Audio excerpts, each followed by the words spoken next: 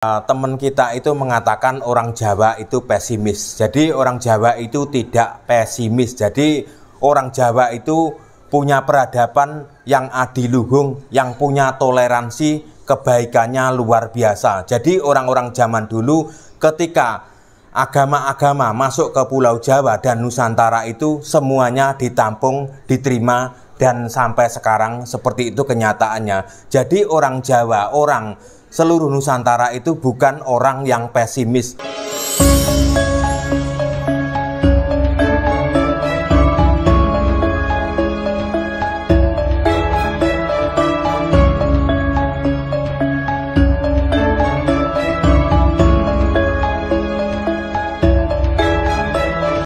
Assalamualaikum warahmatullahi wabarakatuh. Salam budaya, rahayu-rahayu untuk kita semua. Salam kebangkitan Nusantara. Jadi untuk pembahasan kali ini saya akan membahas tentang batu durpal ya.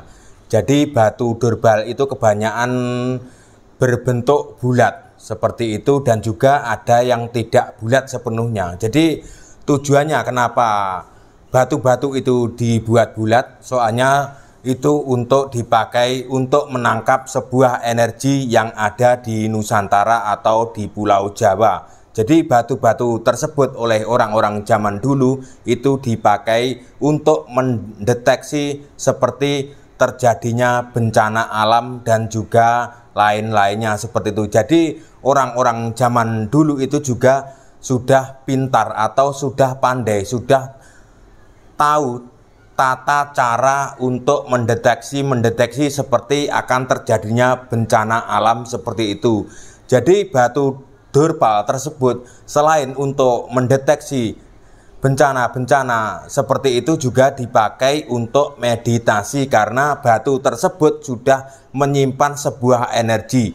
Jadi batu yang dibuat bulat itu juga buatan oleh leluhur orang-orang zaman dulu ya. Jadi kenapa dibuat bulat? Karena supaya bisa menangkap energi yang ada di alam ini ya. Seperti itu juga dipakai untuk meditasi. Jadi beberapa orang Jawa dan juga orang-orang Nusantara sejak zaman dulu sering dipakai batu tersebut untuk melakukan meditasi sampai sekarang ya.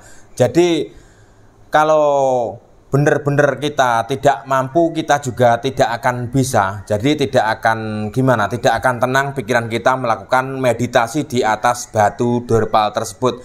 Jadi teman saya dulu juga pernah bercerita bahwa dia pernah melakukan meditasi tersebut di atas batu durpal. Dan akhirnya kenapa? Dia berulang-ulang kali sampai gagal berkali-kali, tapi akhirnya dia berhasil karena juga butuh konsentrasi penuh seperti itu. Karena apa? Di dalam batu tersebut itu bukan hanya batu, sembarang batu bisa dibuat seperti batu durpal tersebut ya. Dan bentuknya itu bulat seperti itu, tidak sembarangan. Batu kali dan lain-lainnya, batu gunung itu bisa dipakai untuk menangkap energi-energi seperti itu ya. Jadi orang zaman dulu itu kebanyakan orang yang semedi atau meditasi itu tidak hanya di gunung, di hutan, dan juga di atas batu tersebut ya. Jadi orang-orang zaman dulu itu sudah mengetahui tata cara untuk mengetahui apa yang akan terjadi dengan alam seperti ini dengan lewat media batu tersebut. Jadi kebanyakan batu durpal itu yang sudah dipercaya oleh masyarakat kebanyakan di wilayah Gunung Salak dan sekitarnya, dan juga Pulau Jawa, dan juga ada di beberapa wilayah di Nusantara. Apakah di tempat kalian teman-teman menemukan batu yang seperti itu, bentuknya bulat besar itu, dan sudah seperti ditata, seperti dipahat sedemikian rupa, seperti ibaratnya itu sudah tertata halus seperti itu, dipahat seperti telur tapi besar banget? Apakah di tempat kalian pernah menemukan batu tersebut ya? Karena apa?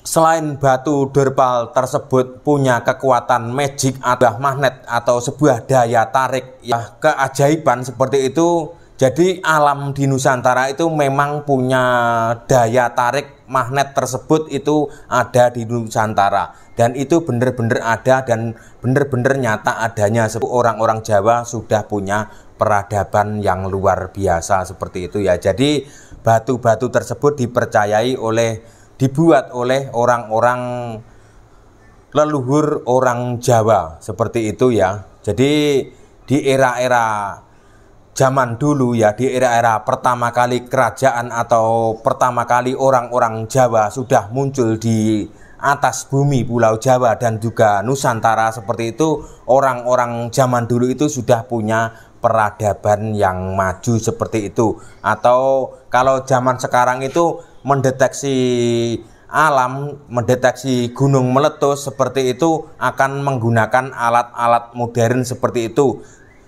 Dan sebaliknya orang-orang zaman dulu juga menggunakan alat-alat seperti itu ya, dengan alat seperti yang bisa disebut batu dorpal. Itu sebuah alat atau sebuah media seperti itu. Kalau sekarang itu medianya komputer ya seperti itu. Kalau zaman dulu medianya ya berbentuk seperti itu ya. Jadi batu dorpal itu tidak hanya berbentuk bulat, juga ada yang gepeng, juga ada yang berbentuk seperti piramida kecil itu. Jadi banyak sekali di Nusantara itu mungkin sudah tertimbun tanah atau tertimbun letusan gunung pada zaman dahulu ya seperti itu. Tapi kalau sekarang itu kalau pengen melihat batu dorpal itu silahkan datang di seputaran Jawa Barat, tepatnya di daerah wilayah Gunung Salak dan sekitarnya. Dan mungkin banyak juga di seputaran di Gunung Padang, di Cibubur, walaupun bentuknya beda, itu adalah juga sebuah alat untuk mendeteksi alam pada zaman dahulu seperti itu ya. Jadi orang-orang zaman dulu itu kalau mau terjadi tanah longsor atau gempa bumi atau tsunami itu juga orang-orang dulu itu juga sudah mendeteksi dengan alat-alat tersebut. Sebagai orang bangsa Nusantara ya, walaupun kita itu berbeda-beda suku, berbeda-beda agama, berbeda-beda keyakinan, seperti itu kita tetap satu nusa, satu bangsa, satu Indonesia menuju Indonesia sejahtera. Batu-batu dorpal yang ditemukan di Nusantara itu bukan sembarangan batu ya. Jadi itu satu-satunya batu yang memiliki magnet atau daya tarik yang luar biasa atau sebuah magic. Itu hanya satu-satunya yang ada di Nusantara yang tidak dimiliki oleh negara lain. Jadi itu juga salah satu temuan situs budaya leluhur yang ada di Nusantara. Kalau menceritakan tentang keajaiban-keajaiban yang ada di seluruh pulau Nusantara itu ya memang bisa dibilang tidak masuk akal atau sebuah khayalan orang-orang Nusantara atau orang-orang Jawa seperti itu. Tapi kenyataannya memang begitu ya. Jadi kita itu boleh berpendapat tidak percaya, itu sudah hak masing-masing ya. Seperti pembuatan candi Borobudur, Prambanan dan juga candi-candinya yang ada di Nusantara itu juga membutuhkan sebuah pemikiran dan juga keindahan. Jadi orang-orang zaman dulu itu tidak yang kita bayangkan. Jadi banyak orang yang mengatakan kalau orang zaman dulu adalah orang-orang zaman ketinggalan. Orang-orang Nusantara zaman dulu itu sudah punya peradaban yang luar biasa. Jadi ada subscriber saya yang mengatakan bahwa orang-orang zaman dulu juga mengenal yang namanya Allah atau bisa disebut Tuhan, karena di dalam kitab tersebut, kitab Jawa kuno, katanya ada sebuah tulisan atau yang huruf menyerupai huruf bahasa Arab Allah atau Tuhan seperti itu, tapi itu dibuat di kitab kuno di Jawa seperti itu. Dan teman saya itu mengatakan bahwa orang Jawa zaman dulu itu juga sudah mengenal namanya Tuhan ya. Jadi akan saya jawab di sini ya. Jadi orang Jawa atau orang Nusantara sejak zaman dahulu kala itu ya, itu sudah mengenal namanya Tuhan seperti itu. Jadi saya meyakini, itu pendapat saya, mohon maaf untuk semuanya, pendapat saya. Jadi saya mempercayai Tuhan itu satu ya. Cuman kita menyebutnya setiap agama itu, setiap kepercayaan yang ada di dunia itu menyebutnya Tuhan itu berbeda-beda penyebutannya. Jadi saya meyakini Tuhan itu ada, Tuhan itu adalah alam yang ada di seluruh dunia itu adalah Tuhan yang menciptakan bumi seisinya. Teman kita itu mengatakan orang Jawa itu pesimis. Jadi orang Jawa itu tidak pesimis. Jadi orang Jawa itu punya peradaban yang adiluhung, yang punya toleransi, kebaikannya luar biasa. Jadi orang-orang zaman dulu ketika agama-agama masuk ke Pulau Jawa dan Nusantara itu semuanya ditampung, diterima, dan sampai sekarang seperti itu kenyataannya. Jadi orang Jawa, orang seluruh Nusantara itu bukan orang yang pesimis. Buktinya ada, sejak zaman dahulu sampai sekarang itu menerima keyakinan-keyakinan, ajaran-ajaran dari luar Pulau Jawa atau dari luar Nusantara seperti itu. Buktinya ada, ditampung sampai sekarang dan tidak pernah menolak. Yang penting ajarannya baik. Jangan mengatakan pribumi itu pesimis ya. Jadi orang Jawa sendiri seperti saya tidak pernah mengatakan, menyebut golongan saya itu pribumi dan Anda itu orang luar pribumi. Saya belum pernah mengatakan seperti itu ya. Saya itu mengagung-agungkan, seperti itu mengagung-agungkan Pulau Bali, Pulau Dewata, Pulau Seribu Pura. Itu karena apa? Saya itu leluhur Jawa saya itu memang punya peradaban yang sudah lama ditinggalkan oleh generasi-generasi sekarang ini, karena peradaban zaman dulu orang Pulau Jawa atau leluhur saya itu peradabannya seperti orang yang dilakukan seperti orang Bali. Jadi punya kepercayaan lokal, punya kepercayaan agama Hindu dan Buddha seperti itu. Jadi Pulau Bali dan juga Pulau Jawa itu punya sebuah keterikatan atau sebuah terikat karena leluhur-leluhur kita mungkin sama seperti itu. Jadi daya pikir atau darah kita itu sudah menjadi satu antara orang-orang yang ada di Bali dengan sebaliknya orang-orang yang tinggal di Pulau Jawa itu sebuah punya terikatan batin. Ketika saya itu merantau ke Pulau Bali ya, saya bekerja di Bali, sejak kaki saya menginjakkan di Bali itu saya sudah merasa nyaman. Jadi saya itu sudah merasa berada di kampung saya di Jawa. Jadi saya itu biasanya kalau orang-orang yang merantau dari Jawa ke luar Jawa itu biasanya merasa tidak nyaman, merasa rikuh, merasa dan sebagainya ya seperti itu. Tapi yang saya alami, saya pribadi itu ketika saya merantau ke Pulau Bali itu saya merasa nyaman dan saya itu kerasan dan betah sampai saya itu tinggal di Bali itu sampai 8 tahun ya.